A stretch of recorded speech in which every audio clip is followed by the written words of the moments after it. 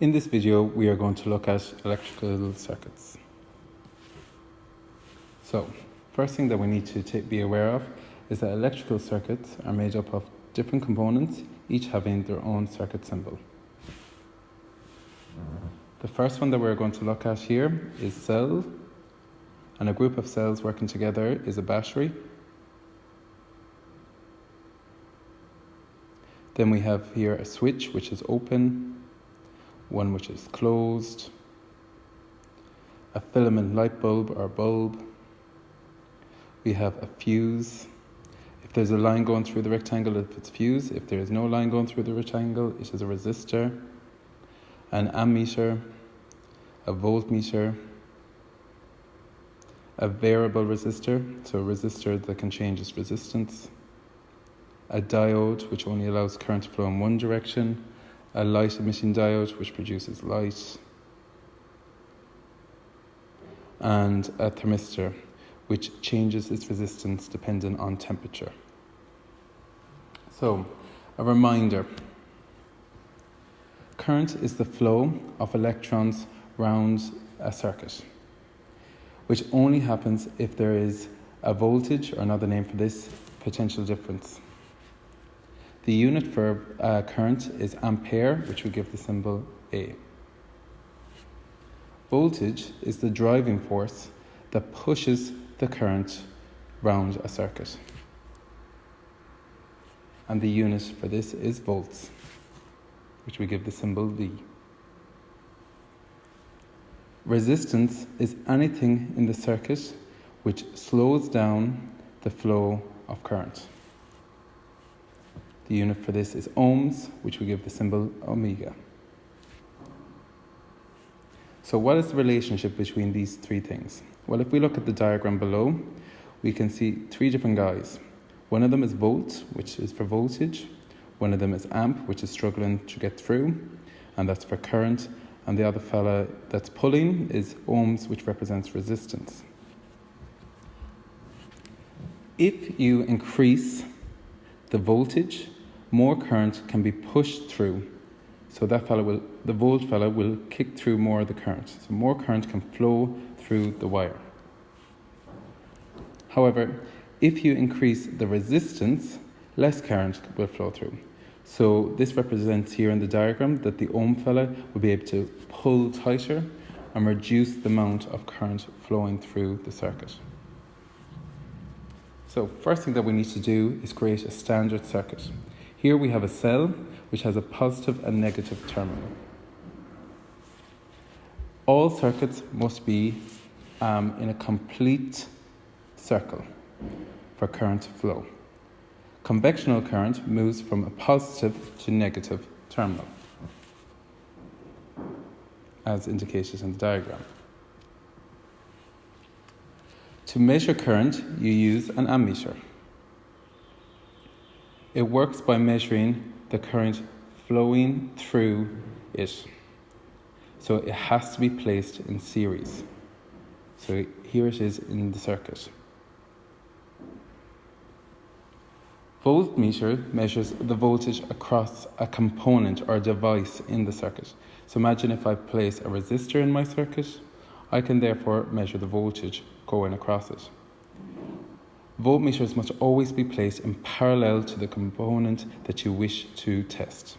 So if I want to measure the voltage across my resistor, I must put my voltmeter parallel to it and then attach it. So the main thing that we need to know is that there's two types of circuits, one being series and the other one being parallel. Series circuits, all or nothing is the rule. So again, we create our circuit. This time I'm going to have a battery and a switch. And I have two resistors in my circuit. See how these resistors are side by side? That indicates that they are in series. I've connected an ammeter to measure the current flowing through. So, current is the same throughout a series circuit, in all parts. So if there was 3 amps here, if I put my ammeter in either of these two positions, I would also get 3 amps. Potential difference, however, the voltage is another name for it, is shared between various components in the circuit. So again, if I want to measure the voltage across each one of my resistors, and the battery supplies 5 volts, if these resistors were the same, what would the voltage be in each, or what would the voltage be for both of these readings? If you want to stop the video now and have a go, just try and figure it out. They would be both 2.5. Okay, it gets split between the two resistors.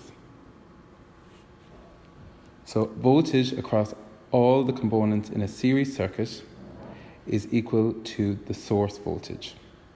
So what that means here is that if we put for this example, which is slightly a bit different, if I decide that 3 volts is applied to resistor 2 and there's still 5 volts remaining, what would be the voltage at supplied to resistor 1? We put it into the following formula. 5 minus 3 is equal to the voltage region for resistor 1, so that would be 2 volts. Now, for parallel circuits. Again, we draw our circuit, which includes a battery. This time I'm going to use filament light bulbs. So we have a current running through the circuit, and it goes, remember, from a positive to negative terminal. But what happens when we get to this point here, indicated on the red dot on our diagram? This we call a junction. And there are junctions where the current either splits or rejoins. So here the current will split. So if there's 3 amps provided, and these are identical light bulbs, 1.5 amp will go in one direction and 1.5 amps will go in the other direction. So they got equally split. The total current going into the junction has to be equal to the total current leaving the junction. So if we have our second junction here, what do you think will the current be? This will be 3 amps. They join up again. If the components were identical, then the current if the components were not identical, then the current would not split equally. For this example, we have used identical light bulbs, but it doesn't always have to be the case. So, imagine this scenario. So, if we had that the total current coming in was 3 amps, and they are identical light bulbs, again, that means the other light bulb has to be supplied with 3 amps, so the total current provided to the circuit would be 6 amps. So that would be here.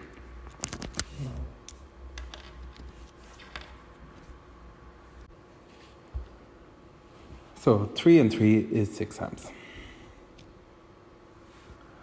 Alright, for parallel circuits as well, we're going to look at what happens when it comes to the voltage. In parallel circuits, all components get the full source of a potential difference or voltage. So the voltage is the same across all components. So if I put my voltmeter in parallel to both light bulbs, and I know that 6 volts is supplied by the battery, what do you think will V1 and V2 be? Have a go at pausing the video now if this helps to try and figure this out. V1 is equal to the total voltage and V2 is equal to the total voltage. Therefore, they will both be supplied with 6 volts. You can treat them as separate circuits if you want, so therefore they will get 6 volts each. This means that identical bulbs connected in parallel will always be the same brightness. So a summary. Ammeters are always connected in series, even in a parallel circuit. Voltmeters are always connected in parallel with the component that they are trying to measure, so even in a series circuit. In series circuits, current stays the same, however, voltage splits across the components.